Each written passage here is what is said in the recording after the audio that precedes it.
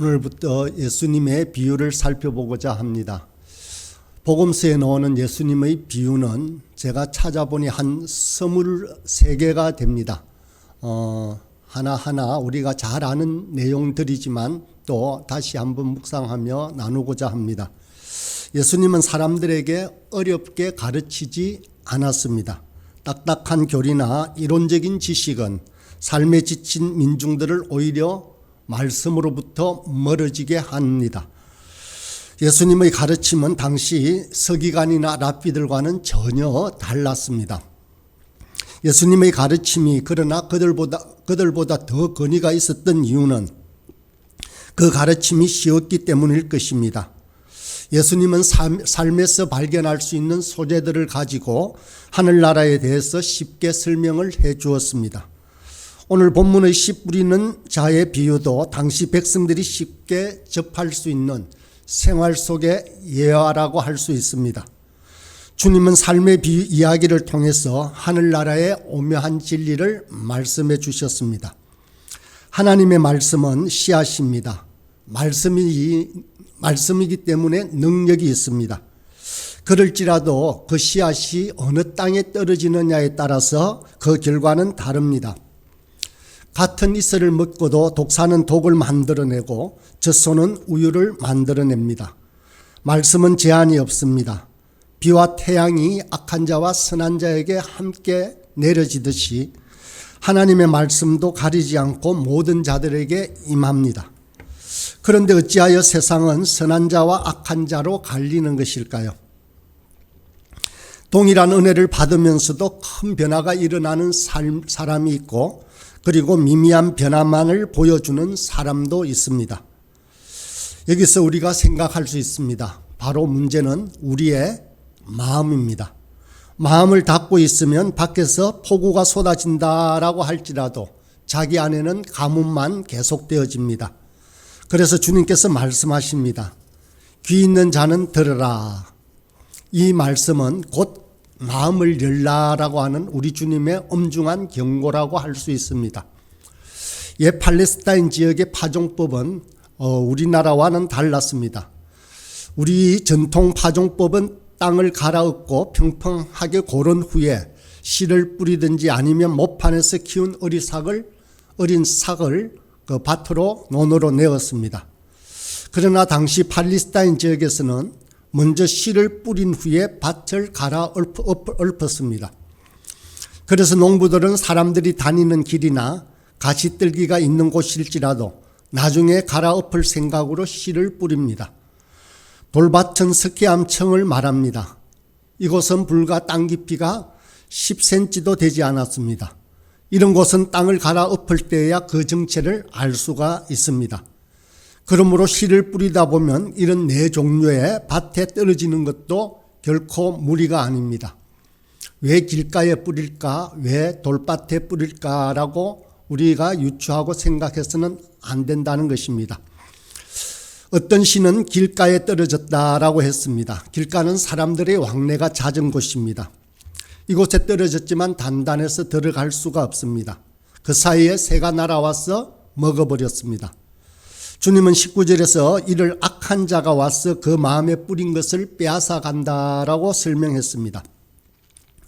우리 마음밭이 길가밭이 되어 있을 경우에는 하나님의 말씀이 들어가지 않습니다. 진리를 얻기 위해서는 꼭 필요한 것은 바로 우리에게 있는 열린 마음입니다. 우리의 마음은 선입관으로 인해서 단단해져 있습니다. 우리 마음의 길가 위로 많은 철학자들이 지나갔습니다. 그리고 전통과 자기 경험과 생각들로 인해서 콘크리트처럼 단단해져 버린 것입니다. 우리의 마음이 이런 편견으로 가득 차 있으면 예수님이 들어갈 수가 없습니다. 그 대표적인 사람이 바로 바리새인들입니다. 그들은 비유로 말하는 것을 보아도 보지 못하고 들어도 깨닫지 못한다라고 했습니다. 예수님은 천국 비밀은 제자들에게는 허락되었지만 다른 사람들에게 마음이 열려있지 않은 사람에게는 허락되지 않았다라고 합니다. 사실 비유를 드는 이유는 예수님께서 아주 쉽게 우리가 그림을 그려서 설명하는 것처럼 예수님은 쉽게 가르칩니다. 그런데 여기에서 보면 어려운 말씀처럼 되어버린 것처럼 보입니다. 그래서 14절 15절 앞절의 말씀을 보면 이렇게 말하고 있습니다.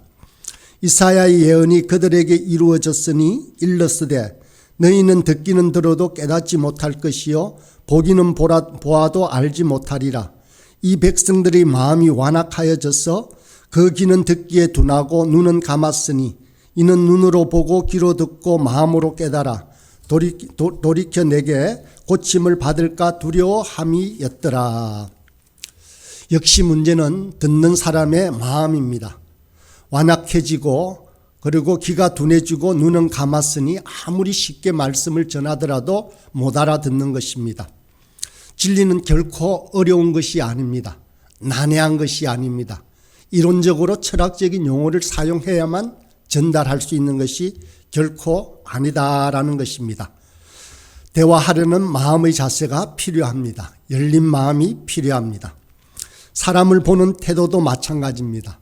선입견이 있으면 그 사람을 받아들일 수 없습니다. 저 사람은 이런 사람이야. 이 지역 사람은 이래. 이 나라는 이래 하며 우리는 많은 선입견을 이미 가지고 있습니다. 한국 사회에는 아주 단단한 이데올로기가 사람의 마음에 자리 잡고 있습니다. 그 단단함이 길가의 밭 정도가 아닙니다. 아스팔트 수준으로 우리 마음밭을 다져놓았습니다. 이런 이데올로기 싸움에서는 어느 편이냐가 중요합니다. 자기 편이면 거짓일지라도 눈 감아줍니다. 적이라 규정되면 진실이라도 왜곡하고 외면합니다. 민주, 자유, 인권, 인간 존엄성 등과 같은 소중한 가치들도 좌우진영이라는 이데올로기의 단단한 벽 앞에서 힘을 잃어버리고 맙니다. 자기에게 유리한 것만 진리로 인정하기 때문입니다. 심지어는 예수님의 말씀도 이 이데올로기라는 거물을 통과해야 하는 경우가 많이 있습니다. 자기에게 유리한 예수님은 믿고 불리한 예수님은 외면합니다. 바리새인들이 진리를 수용하지 못했던 이유는 그들에게는 이미 율법이라는 그리고 선민사상이라는 이데올로기가 자리 잡고 있었기 때문입니다. 말씀이 역사하기 위해서는 어린아이와 같은 마음이 필요합니다. 자기 이성으로 자기 경험으로 다 제안해 놓고는 그 말씀을 결코 이해할 수는 없습니다. 이제 돌밭에 뿌려진 씨는 처음에는 보통 땅에서처럼 똑같이 잘 자랍니다. 그러나 흙이 얇기에 깊이 뿌리를 내리지 못합니다. 낮에 뜨거운 태양이 내리쬐자 타거나 마르고 맙니다. 이것은 바로 뿌리 없는 신앙을 말합니다. 주님은 이 돌밭에 떨어진 씨에 대해서 이렇게 해석했습니다. 20절과 21절입니다.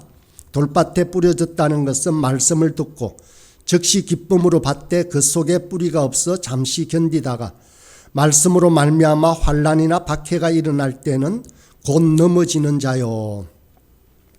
뿌리 없는 신앙은 말씀으로 인해 환난을 받을 때 곧 시들어 버린다는 것입니다. 초신자들의 모습이 그렇습니다. 처음에는 기쁨으로 말씀을 받습니다. 모임에도 참석하고 열심을 냅니다. 그러다가 신앙으로 인한 문제가 생기면 돌아서고 맙니다. 옛 모습으로 돌아가는 것입니다.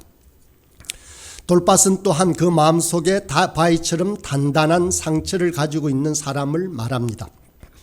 마음속에 우울증의 바위덩어리를 안고 있는 사람들이 있습니다. 분노와 상처의 바위덩어리를 안고 있는 사람들도 있습니다. 겉으로는 잘 모릅니다. 보기에는 신사처럼 보이고 대단한 신앙인처럼 보일 수도 있습니다. 그러나 중심에 바위덩어리가 가득 찬 신앙인들이 얼마나 많습니까? 도무지 복음이 들어가지 않습니다. 그러면 참된 기쁨과 생명의 은혜를 누릴 수가 없습니다. 어떤 사람들은 어려움을 겪거나 자기 뜻대로 되지 않을 때 히스테리컬한 반응을 보입니다. 그래서 사람들에게 공격적이 되고 심한 경우에는 이 공격성이 스스로를 향해 자기 분을 이기지 못해 극단적인 선택을 하기도 합니다. 우리 사회는 정치 과잉입니다. 보수 진보 진영의 싸움이 극에 달해 있습니다. 이데올로기가 가슴 한복판에 분노의 바위 덩어리가 되어 자리 잡고 있습니다. 자기 반대팔을 보면 괜히 분노가 솟아오릅니다. 바위 덩어리와 같이 굳어진 마음이 깨어지지 않고는 진정으로 그리스도를 만날 수 없습니다. 그래서 필요한 것이 바로 하나님의 말씀입니다. 예배 시간은 우리 길을 즐겁게 하는 시간이 아닙니다. 나눔의 시간은 한가한 사교 모임이 아닙니다. 하나님의 말씀에 찔림으로 반응하여 우리 안에 있는 돌과 반석을 깨뜨리는 시간입니다. 이제 가시떨기 위에 떨어진 씨앗은 처음에는 잘 자라지만 곧 가시떨기가 자라는 것에 추월당하고 맙니다. 모든 잡초들이 그렇듯이 가시떨기는 생명력이 아주 강합니다. 양분을 다 빨아먹어버립니다. 그래서 위로 햇빛을 막아버리고 말씀의 씨앗이 힘차게 자랄 수 없게 합니다. 그래서 22절에서는 세상의 염려와 재리의 유혹에 맡겨 결실하지 못하는 자라고 가시떨기 밭의 신앙인들을 설명하고 있습니다. 여기는 세상의 염려, 재리의 유혹이라고 하지만 누가복음 8장 14절에는 하나가 더 추가가 됩니다. 향락입니다. 쾌락을 말합니다. 염려, 물질에 대한 욕심, 쾌락, 이 모든 것들의 공통점은 우리 속에서 에너지를 빼앗아 간다라는 것입니다. 주님은 우리가 온전히 주님을 향해 있기를 원하십니다. 생명의 근원이신 그분 안에 있어야 우리가 풍성한 열매를 맺을 수 있습니다. 그런데 염려한다라는 것은 마음이 나뉜다라는 헬라의 의미를 가지고 있습니다. 염려를 하면서 우리의 마음이 둘로 나뉘어져 버린다는 것입니다. 그리고 장래에 대한 걱정이나 집안일, 자녀, 회사일 등으로 에너지가 쓸데없는 것으로 분산되어 자라지 못한다라는 것입니다. 재리의 유혹 또한 우리 에너지를 다 빨아들입니다. 물질이 주인과 같은 권세가 있다고 우리 주님은 경고하셨습니다. 한 사람이 두 주인을 섬기지 못한다라고 했습니다. 그래서 혹 이를 미워하고 저를 사랑하거나 혹 이를 중히 여기고 저를 경히 여기게 되어서 너희는 하나님과 재물을 동시에 섬길 수 없다라고 말씀하셨습니다. 물질에 대한 과도한 욕심이 사랑의 에너지를 빼앗아 가버린다는 것입니다. 사랑의 영양분이 물질에 대한 욕심으로 흘러가는데 어떻게 말씀의 씨앗이 자랄 수 있겠습니까? 잠언서에 보면 아굴의 기도가 나옵니다. 그는 평생에 두 가지를 기도했다, 간구했다라고 합니다. 하나는 헛된 것과 거짓말을 내게서 멀리하는 것입니다. 다른 하나는 나를 가난하게도 마옵시고 부하게도 마옵시옵소서라고 간구하고 있습니다. 그래서 오직 필요한 양식으로만 나를 먹이소서라고 했습니다. 물질은 결코 만만히 대할 것이 없습니다. 대할 것이 아닙니다. 물질이 없으면 불편하고 자존심이 상합니다. 친척들의 모임에서 어깨에 가장 힘을 주는 사람은 돈 있는 사람입니다. 너무 궁핍하면 도둑질할지도 모르며 믿음이 좋은 신앙인들의 믿음도 흔들리고 맙니다. 반대로 돈이 많으면 교만해집니다. 기도하지 않고 하나님을 의지하지 않게 된다라는 것입니다. 그런데 잠언의 아굴의 기도는 아주 겸손한 기도입니다. 그는 물질의 위력을 무시하지 않습니다. 그렇다고 그는 물질에 매인 사람도 결코 아닙니다. 그의 전적인 관심은 오직 하나님을 찾는 것입니다. 그래서 하나님을 믿는데 방해가 되지 않을 정도의 적당한 물질만 구하고 있습니다. 우리의 마음은 어떠합니까? 물질입니까? 하나님입니까? 쾌락이라는 것도 우리를 말씀의 은혜에서 벗어나게 한다는 것입니다. 낚시에 빠진 사람은 예배를 드리러 오면서도 낚시 도구를 챙기게 됩니다. 골프에 빠진 사람은 예배를 드리면서도 그 머릿속은 그 골프장의 필드를 헤맨다라고 합니다. 은혜란 말씀에 집중할 때 오는 것입니다. 그런데 다른 것들에 빠져들면 결코 집중할 수가 없게 됩니다. 저와 여러분은 주님께만 전념할 수 있길 바랍니다. 한 곳에만 전념할 때는 다른 것들이 눈에 들어오지 않습니다. 24시간 주님만 바라보는 사람은 제약이나 유혹이 들어올 틈이 없습니다. 다윗이 전쟁터에 나가지 않고 왕궁에서 늘어지게 낮잠을 자다 서늘한 저녁에 일어나 한가로이 성벽 위를 걷다가 바세바라는 여인의 덫에 걸렸던 것을 생각할 수 있습니다. 이제 마지막으로 좋은 땅에 뿌려진 씨앗입니다. 30배, 60배, 100배의 열매를 맺습니다. 우리에게 주어진 자연은 항상 풍성합니다. 요즘은 농사기술이 발달해서 한 토의 벽시에서 850개의 살알이 나온다라고 합니다. 100배의 축복이 전혀 불가능한 말이 아닙니다. 어쩌면 1000배도 가능합니다. 주님께서는 좋은 땅에 뿌려진 씨에 대해서 이렇게 말씀을 듣고 깨닫는 자다라고 설명하셨습니다. 누가복음 8장 15절에서는 착하고 좋은 마음으로 말씀을 듣고 지키어 인내로 결실하는 자라고 설명했습니다. 우리 인생의 축복은 말씀을 듣고 깨닫는 데 있습니다. 시편 기자는 이렇게 노래합니다. 시편 1편 1절 2절입니다. 복 있는 사람은 오직 여호와의 율법을 즐거워하여 그 율법을 주야로 묵상하는 자라고 했습니다. 포도가지가 좋은 열매를 맺는 비결은 다른 데 있지 않습니다. 포도나무 안에 붙어 있으면 됩니다.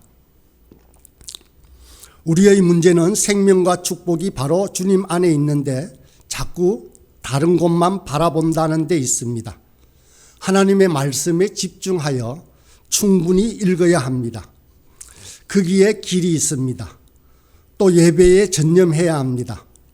하나님께서 말씀을 주실 것입니다. 여기에다가 다른 무엇보다도 더 중요한 것은 주신 말씀에 순종하는 일입니다. 그러면 하나님께서 복되고 형통한 길로 인도하실 것입니다. 말씀을 가까이 하고 주님을 가까이 하는 자는 주님께서 도와주십니다. 그래서 30배, 60배, 100배의 결실도 거뜬히 이룰 수 있는 것입니다. 눈물을 흘리며 씨를 뿌리는 자는 기쁨으로 단을 거두게 됩니다. 주님께서 그 행하신 사역을 보면 그렇습니다. 그러나 바리새인들은 길가밭처럼 말씀을 받아들이지 못했을 뿐만 아니라 우리 주님을 배척했습니다. 또 몰려든 무리들은 떡만 먹고 신기한 기적을 구경하기 위해서 주님을 따랐을 뿐입니다. 그들은 마치 돌박과도 같았습니다. 또 물질에 대한 욕심 때문에 주님을 따르지 못한 부자 청년도 있습니다. 자기 떡과 맞지 않다고 하여서 예수님을 팔아넘긴 가룟 유다도 있습니다. 그들은 가시들기 밭에 떨어진 씨앗과 같았습니다. 그러나 12제자와 같이 옥토에 떨어진 씨앗이 있습니다. 이들은 초대교회를 이루었고 땅끝까지 이르러 복음을 전파했으며 결국 로마 사회를 뒤집고 말았습니다. 그들이 맺은 열매는 100배가 아니라 1000배, 만배라고 할 수 있습니다. 오늘 말씀을 생각하면서 여러분은 어떤 밭이 되고 싶습니까?